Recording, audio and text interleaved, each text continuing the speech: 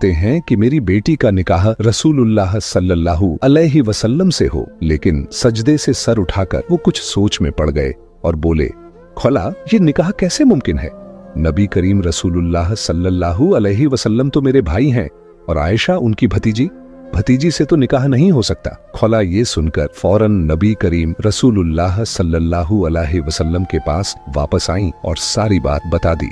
नबी करीम रसूलुल्लाह सल्लल्लाहु अलैहि वसल्लम ने मुस्कुराते हुए फरमाया, अबू बकर मेरे खून के भाई नहीं बल्कि दीन के भाई हैं, इसलिए इस रिश्ते में कोई शरई रुकावट नहीं। ये जवाब सुनकर ख्वाला का दिल खुशी से झूम उठा। वो दोबारा हजरत अबू बकर रजियल्लाहु अन्हु के घर गईं और ये खुशखबरी सुना दी। उधर नन्ही आयशा रजियल्लाहु अन्हा अपनी सहेलियों के साथ पड़ोस में गुड़िया खेल रही थीं और उनकी दूध माँ वाइला रजियल्लाहु अन्हा उन्हें ढूंढते ढूंढते परेशान हो रही थीं। आखिरकार जब उन्होंने आयशा को पड़ोस में पाया तो उन्हें घर ले आईं।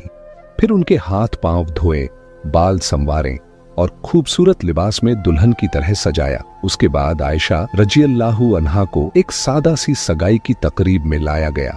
ये महफिल बहुत सादी थी, जिसमें सिर्फ आयशा, उनकी वालिदा उम्मे रुमान, हजरत अब्बू बकर रजियल्लाहु अन्हु, कुछ सहाबा और नबी करीम रसूलुल्लाह सल्लल्लाहु अलैहि वसल्लम मौजूद थे। सुभान अल्लाह। निकाह का वक्त आया तो हजरत अब्बू बकर रजियल्लाहु अन्हु ने खुद खुतबा पढ़ा और 400 दिरहम मेहर तय किया। यूं निकाह मुकम्मल हो गया। ये था रसूलुल्लाह सल्लल्लाहु अलैहि वसल्लम का निकाह।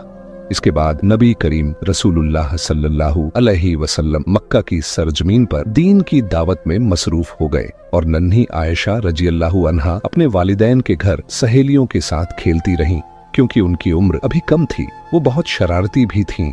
उम्मे रुमान कभी कभी उन्हें डांट देती, लेकिन आयशा कहाँ मानती थीं। एक दिन उन्होंने इतना शोर मचाया कि उम्मे रुमान ने गुस्से में डांट दिया। आयशा रोते हुए दरवाजे की चौखट पकड़कर मुंह फुलाए खड़ी थीं कि अचानक रसूलुल्लाह सल्लल्लाहु अलैहि वसल्लम वहां तशरीफ ले आए। उन्होंने उम्मे रुमान से फरमाया, मैंने आपसे कहा था कि आयशा को कुछ न कहें, लेकिन आपने मेरी बात न मानी। ये सुनकर उम्मे रुमान शर्मिंदा हुई और बोली, ऐ अल्लाह के रसूल, वो मेरी कोई बात नहीं मानती और जब मैं कुछ कहती हूँ तो अपने अब्बा से शिकायत कर देती है। नबी करीम रसूलुल्लाह सल्लल्लाहु अलैहि वसल्लम मुस्कुराए और फरमाया, वो जो भी करे आप उसे सिर्फ मेरे लिए कुछ न कहें, उसे उसकी मासूमियत में रहने दें। उधर कुरैश ने नबूवत के बाद से ही मुसलमानों पर जुल्म शुरू कर दिए थे। 12 साल गुजर गए और उनके मजालिम दिन ब दिन बढ़ते गए। काफिर कुरैश ने तो यहाँ तक साजिशें शुरू कर दी कि नबी करीम रसूलुल्लाह सल्लल्लाहु अलैहि वसल्लम को शहीद कर दिया जाए। इसी दौरान मदीना के लोगों ने